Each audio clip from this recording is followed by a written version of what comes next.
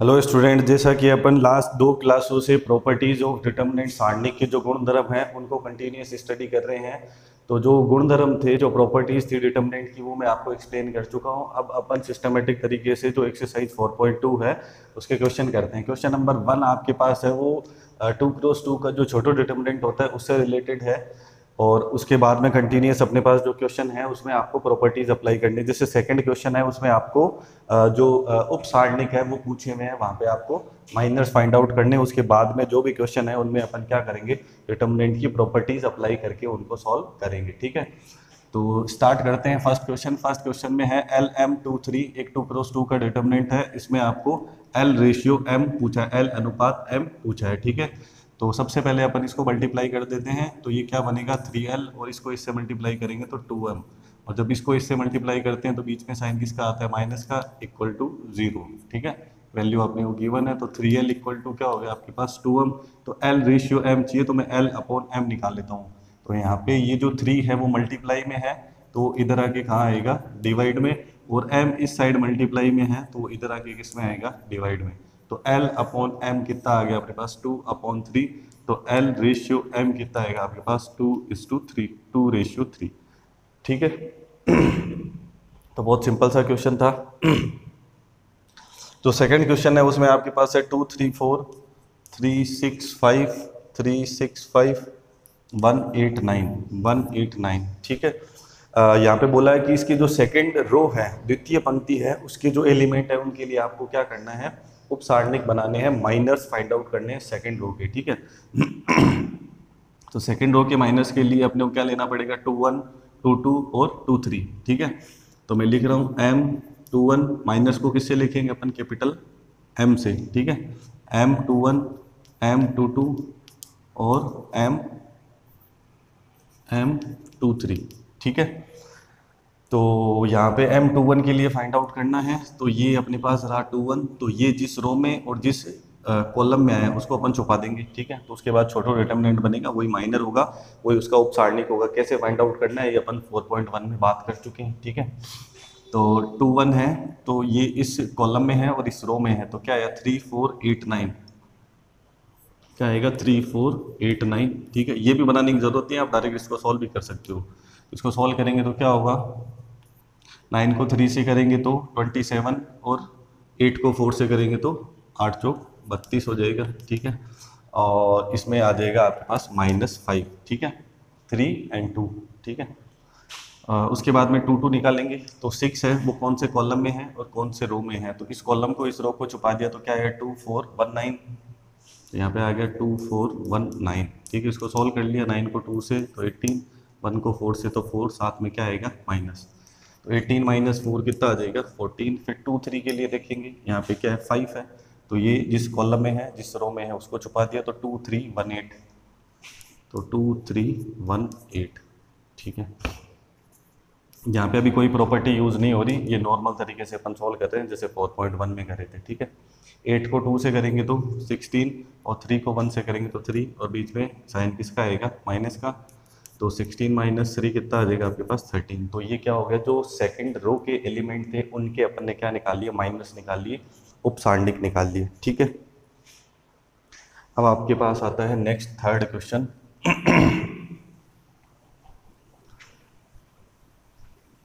इसमें आपको properties apply करने के लिए बहुत अच्छे से प्रैक्टिस करनी पड़ेगी, नहीं तो आपको क्वेश्चन है वो समझ में नहीं आएगा कि कैसे क्वेश्चन का आंसर अपने को फाइंड आउट करना है और कैसे वहां पे प्रॉपर्टीज अप्लाई करनी। ठीक है, तो नेक्स्ट क्वेश्चन है अपने पास क्वेश्चन नंबर थर्ड। जो थर्ड क्वेश्चन अपने पास है उसमें आपको 3x3 का डिटर्मिनेंट दे रखा है और इसको सॉल्व करना है। तो इसको डायरेक्ट सॉल्व नहीं करना है। ठीक है, इसमें अपन को क्या करनी है, प्रॉपर्टीज अप्लाई करनी है। और डायरेक्ट सॉल्व करोगे तो आप देख रहे हो कि जो यहाँ पे डिजिट लिखी हुई है बहुत बड़ी है, तो कैलकुलेशन करेंगे तो बहुत टाइम लगेगा।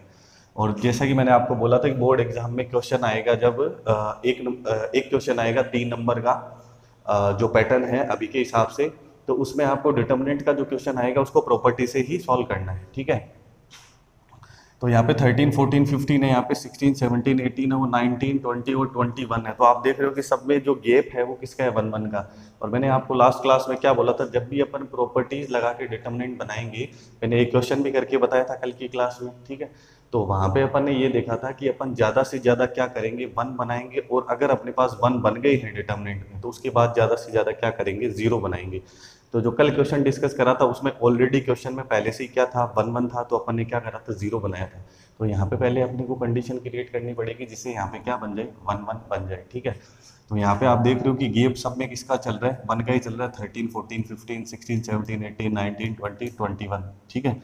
तो मैं यहाँ पे क्या करता हूँ R1 में चेंज कर रहा हूँ मैं, ठीक है। R1 में क्या चेंज कर रहा हूँ, R1 माइनस R2, जो मोस्ट इंपॉर्टेंट है अपने पास सिक्स प्रॉपर्टी है, बार बार मतलब बहुत सारे क्वेश्चन में यही अप्लाई होने वाली है ना। R1 जो रो है उसमें से क्या करना है, R1 माइनस R2, ठीक है। तो ये मैं प्रॉपर्टी अप्लाई कर रहा हूँ, ठीक है।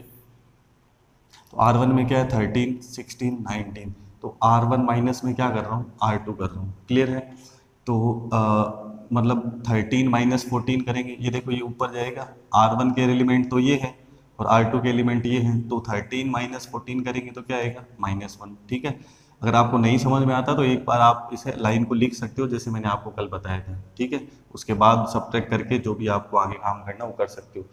फिर वापस यहाँ पे R1 माइनस R2 करना है, तो 16 माइनस 17 फिर कितना आएगा, -1, फिर 19 माइनस 20 फिर कितना आएगा, -1। ये मैंने ऑपरेशन किस में अप्लाई किया है, R1 में, सिक्स प्रॉपर्टी अप्लाई कर दी, क्लियर है। इसी तरीके से मैं चेंज कर रहा हूँ R2 में।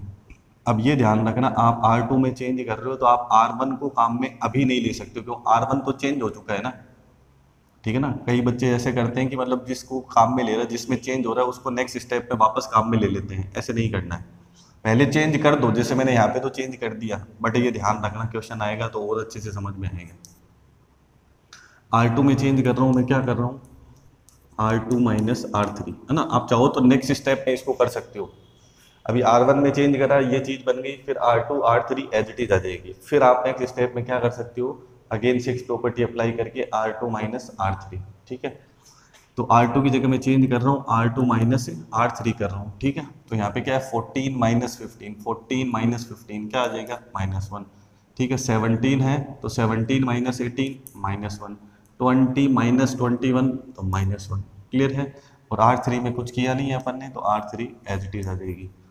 तो अब आपको देख के ये समझ में आना चाहिए कि यहाँ पे अब कौन सी प्रॉपर्टी अप्लाई हो सकती है। यहाँ पे अप्लाई हो सकती है प्रॉपर्टी थर्ड, क्योंकि यहाँ पे R1 के और R2 के जो एलिमेंट अपने पास आए हैं वो क्या है, आइडेंटिकल है, मीन्स वो क्या है, सेम है। थर्ड प्रॉपर्टी में अपन ने क्या पढ़ा था कि अगर एक रो दो रो या दो कॉलम के एलिमेंट आपके पास क्या हो, सेम हो, दो रो या दो कॉलम के एलिमेंट क्या हो, सेम हो, तो डिटर्मिनेंट की वैल्यू क्या होगी, 0 होगी। तो by using property 3, property third से, गुणधर्म 3 से मैं बोल सकता हूँ यहाँ पे R1 के और R2 के, R1 एंड R2 के आपके पास जो एलिमेंट है वो क्या है, आइडेंटिकल है, तो उनके एलिमेंट आपस में सेम हो गए, इस वजह से डिटर्मिनेंट की वैल्यू क्या होगी अपने पास, 0 होगी।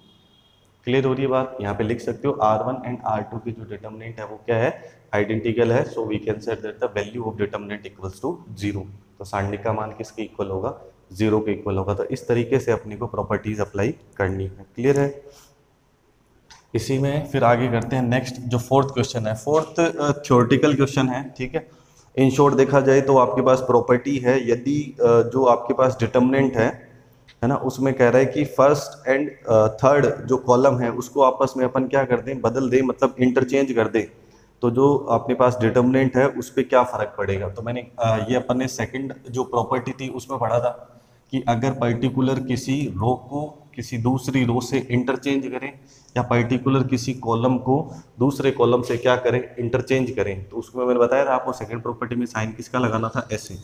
तो यहाँ पे प्रॉपर्टी ऐसे है कि C1 की जगह C3 लेके आओ, C3 की जगह C1 लेके आओ। मैंने बोला था कि ये सेकंड प्रॉपर्टी ऐसी है जिसमें आपके पास ये दोनों साइड एरो बनेगा। तो फोर्थ क्वेश्चन कुछ करने की जरूरत नहीं है, उसमें बस आपको ये बताना है कि अगर C1 की जगह C3 करोगे और C3 की जगह C1 करोगे, बदलना है, इंटरचेंज करना है, तो वो पूछ रहे हैं कि डिटर्मिनेंट पे सारणिक पे क्या फर्क पड़ेगा। तो क्या फर्क पड़ेगा, उसका जो साइन है वो चेंज हो जाएगा, उसके साइन पर प्रभाव पड़ेगा, वो क्या हो जाएगा, पॉजिटिव है तो नेगेटिव हो जाएगा और नेगेटिव है तो पॉजिटिव हो जाएगा। ऐसे बोलना है कि साइन चेंज हो जाएगा, ठीक है।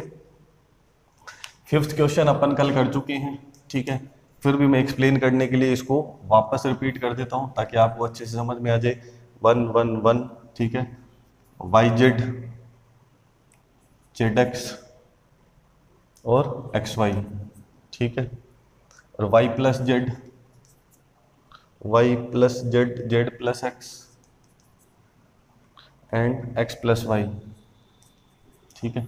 आंसर चाहिए अपने को X minus Y, Y minus Z और जेड माइनस एक्स। क्लियर। अब मैंने क्या बोला था क्वेश्चन में, ज़्यादा से ज़्यादा क्या करेंगे, 1 बनाएंगे, ठीक है, और उसके बाद में 1 बन गए तो ज़्यादा से ज़्यादा 0 बनाएंगे। तो ये क्वेश्चन सबसे इजी है, क्यों, क्योंकि इसमें ऑलरेडी पहले से क्या बना हुआ है, 1 1 बना हुआ है। तो अब अपन क्या करेंगे, 0 बनाएंगे। और थोड़ा सा आंसर का ध्यान रखना, आंसर में आपके पास फैक्टर किसके बने हुए हैं, X minus Y, Y minus Z, Z minus X के, ठीक है। आप चाहो तो R1 को लेके माइनस कर सकते हो, आप चाहो तो जिस हिसाब से फैक्टर की रिक्वायरमेंट है, जैसे x माइनस वाई बनाना है मुझे, अब जैसे यहाँ पे क्या वाई जेड है और यहाँ पे क्या है जेड एक्स है, तो जेड एक्स में से मैं वाई जेड माइनस करूंगा तो 1 माइनस 1 यहाँ पे क्या आने वाला है, 0 आने वाला है। बट यहाँ पे अगर आप कंडीशन देखो तो Z X minus Y Z बनेगा, तो जेड कॉमन लेते ही क्या बन जाएगा, एक्स माइनस वाई, ठीक है। अब कल की क्लास में जब मैंने बताया था तो मैंने R1 माइनस R2 करा था, तो वहां पे क्या बना था, y माइनस एक्स, तो उसमें से माइनस कॉमन ले लोगे तो क्या बन जाएगा, x माइनस वाई बन जाएगा, ठीक है। जो भी आपके दिमाग में आ रहा है उसको अप्लाई करना है, बस थोड़ा तरीके से करना है, ठीक है। क्लियर है बात। तो मैं यहाँ पे R1 को ही काम में ले लेता हूँ, वो चेंज करता हूँ R2 में और R3 में, ठीक है, थोड़ा सा अलग तरीके से कर रहा हूँ अभी।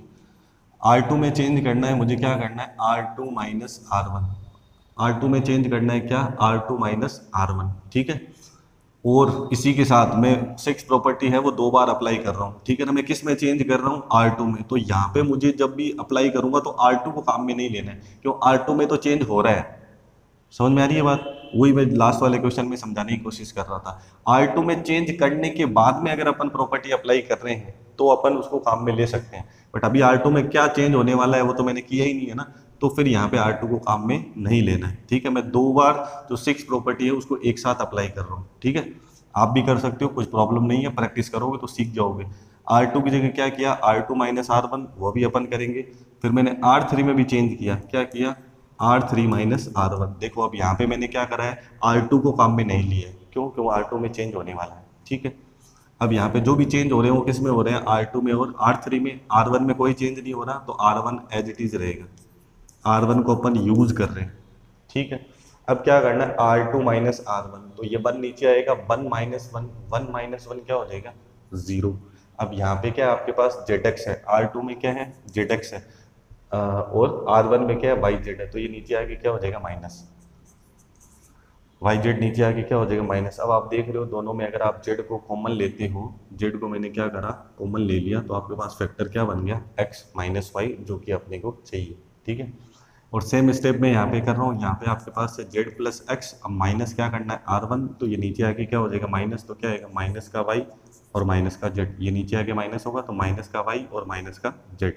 तो यहाँ पे आप देख रहे हो जेड जेड क्या हो जाएगा, कैंसिल, प्लस का जेड माइनस का जेड, तो फाइनली क्या आया, X minus Y, X minus Y. Clear हो रहा है, तो एक्स माइनस वाई का जो फैक्टर है वो R2 में से कॉमन आ रहा है। क्लियर हो रही है। इसी तरीके से अब मैं किस में चेंज कर रहा हूँ, R3 में, ठीक है ना। प्रॉपर्टी 6 मैंने अप्लाई कर दी, मैंने बोला था प्रॉपर्टी 6 अप्लाई करने के बाद में 99% टाइम क्या होता है, प्रॉपर्टी 4 की बारी आती है, कुछ ना कुछ कॉमन जरूर आता है, ठीक है। तो R3 में क्या चेंज करना है, R3 माइनस R1, ठीक है। तो R3 माइनस R1 करना है, तो 1 माइनस 1 क्या होगा, 0। यहाँ पे क्या है, एक्स वाई, फिर ये नीचे आएगा तो क्या होगा, माइनस वाई जेड। क्लियर हो रहा है, एक्स वाई है, ये नीचे आके माइनस होगा तो क्या हो गया, माइनस का वाई जेड। अब यहाँ आप देख रहे हो कि वाई वाई कॉमन आ रहा है, वाई को कॉमन लेते ही क्या आएगा, एक्स माइनस जेड। तो मैं कर देता हूँ, वाई को कॉमन लेते ही क्या आएगा, एक्स माइनस जेड, ठीक है। तो यहाँ पे फिर क्या है, एक्स प्लस वाई है और कौन माइनस होगा, वाई प्लस जेड, तो नीचे आके माइनस वाई माइनस जेड, तो वाई वाई कैंसिल हो जाएगा, तो क्या आएगा, एक्स माइनस जेड। यहाँ पे क्या आ गया, एक्स माइनस जेड।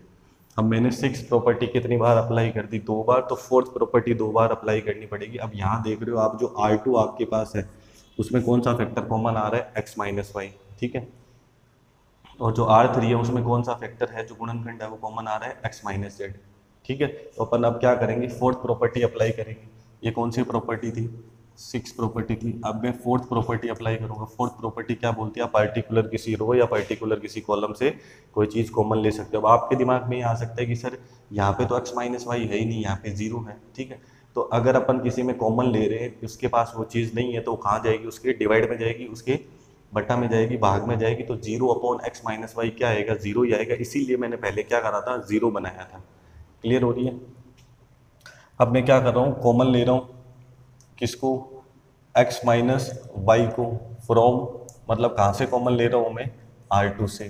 फिर मैं क्या कर रहा हूँ, कॉमन ले रहा हूँ किसको, x माइनस जेड को, फ्रॉम, कहाँ से कॉमन ले रहा हूँ मैं, R3 से, ठीक है। तो ये अपने पास फोर्थ प्रॉपर्टी है। कॉमन लेते ही क्या होगा, बाहर कौन आ जाएगा, R2 में से कौन आ जाएगा, x माइनस वाई, और R3 में से कौन आ जाएगा, x minus Z, X minus Z. अब डिटर्मिनेंट में अंदर क्या क्या बचा है, देखो 1 Y Z, Y plus Z. इसमें तो कुछ करा ही नहीं था, R1 को तो यूज करा था, R1 में कुछ चेंज नहीं करा था अपन ने, तो वो एज इट इज है। अब यहाँ पे अपन ने कॉमन ले लिया एक्स माइनस वाई, तो क्या है, 0 जेड 1, यहाँ पे कुछ नहीं है तो क्या आएगा, 1 आएगा। 0 जेड 1, ये जेड है, 0 जेड 1।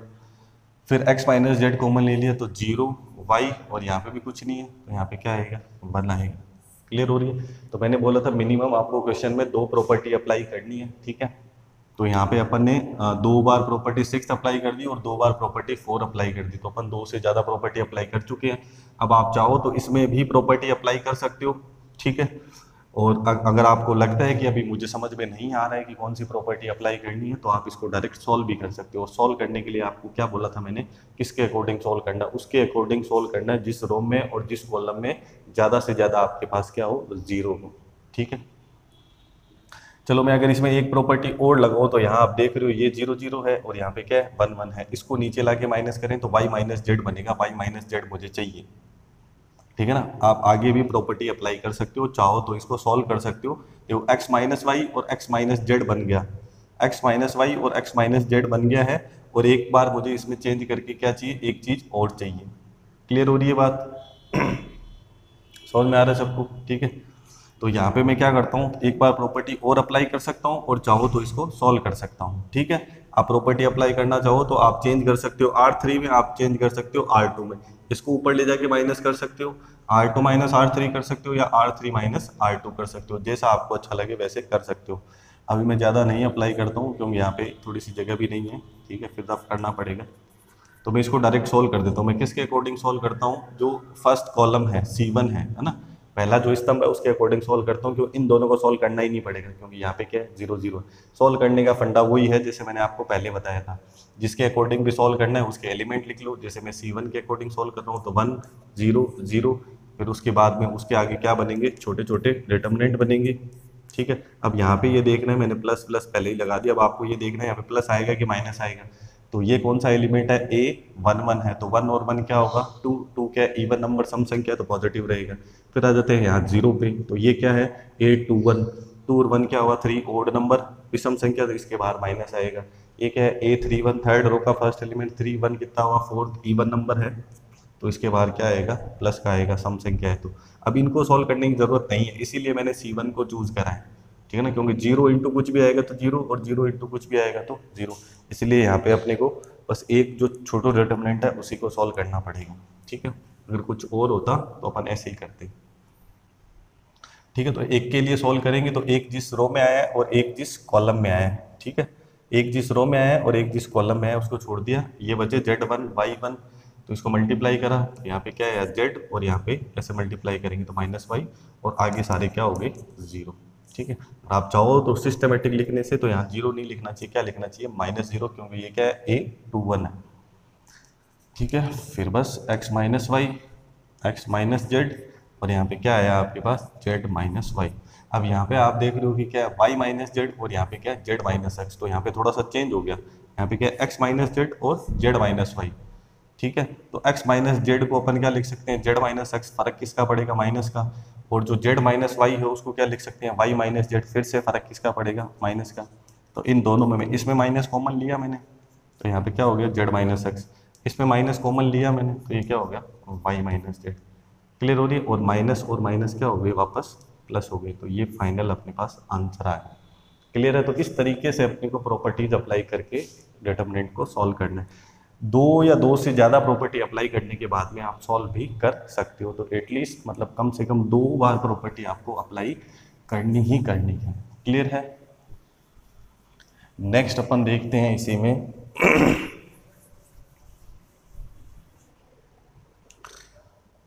जो अपना 6th क्वेश्चन है। 6th क्वेश्चन में आपके पास है 0b² a c² a, 0b² a c² a, ठीक है, और a² b0, a² b0 and c² b, c² b। फिर आपके पास है a² c, a² c, फिर b² c, और फिर आपके पास है 0। ठीक है, तो यहाँ पे अपने को क्या करना है, डिटरमिनेंट की वैल्यू निकालनी है। तो यहाँ अगर आप इसको गौर से देखो तो कुछ ना कुछ अपने पास डेफिनेटली कॉमन आ रहा होगा। जैसे यहाँ पे आप देख सकते हो कि इस जो कॉलम है उसमें से क्या कॉमन आ रहा है, a², इस वाले में से क्या कॉमन आ रहा है, b², और इस वाले में से क्या कॉमन आ रहा है, c²। फिर वही डाउट कि सर यहाँ पे तो a² नहीं है, तो यहाँ पे a² नहीं है तो a² कहाँ जाएगा, इसके डिवाइड में जाएगा। क्लियर हो रही है बात? तो मैंने क्या करा, जो फर्स्ट कॉलम है मेरा, ठीक है ना, फर्स्ट जो कॉलम है उसमें से मैंने कॉमन लिया। कौन सी प्रॉपर्टी अप्लाई कर रहा हूँ, कॉमन लेने वाली 4th प्रॉपर्टी, ठीक है ना। तो कई क्वेश्चन ऐसे होंगे जिसमें आपको 6th प्रॉपर्टी अप्लाई नहीं करनी पड़ेगी, डायरेक्ट क्या हो रहा है, कॉमन आ रहा है, 4th प्रॉपर्टी अप्लाई कर रहे हैं, तो बहुत ईजी है। तो जो C1 है उसमें से मैं क्या कॉमन ले रहा हूँ, C1 में से कॉमन कॉमन क्या ले रहे हैं अपन यहाँ पे C1 में, a² फ्रॉम C1, ठीक है। और फिर क्या कर रहे हैं अपन, कॉमन ले रहे हैं किसको, b² को। कहाँ से कॉमन ले रहे हैं, C2 से। c² को कॉमन ले रहे हैं अपन कहाँ से, C3 से। तो C1, C2 और C3, first column, second column और थर्ड कॉलम, तीनों में से क्या कॉमन आ रहा है, a², b² और c²। क्लियर?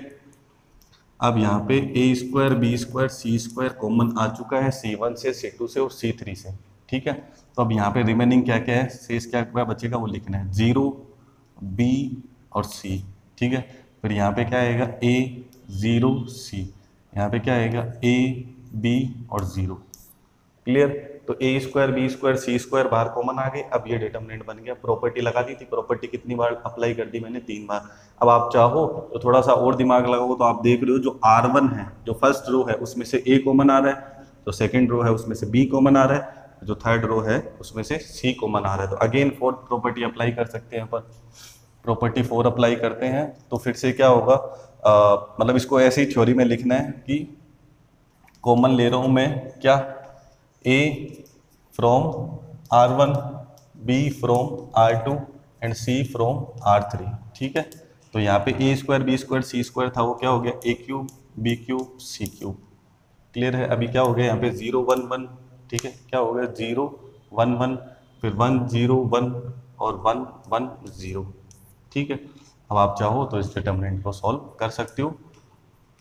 तो मैं इसको R1 के अकॉर्डिंग सॉल्व कर देता हूँ। यहाँ तो 0 आएगा तो कुछ करने की जरूरत नहीं है। ये क्या होगा, 1 की जगह क्या होगा यहाँ पे -1। इसके बारे में अपन बात कर चुके हैं कि ये क्यों -1 होगा, मैं बार बार रिपीट नहीं करूँगा।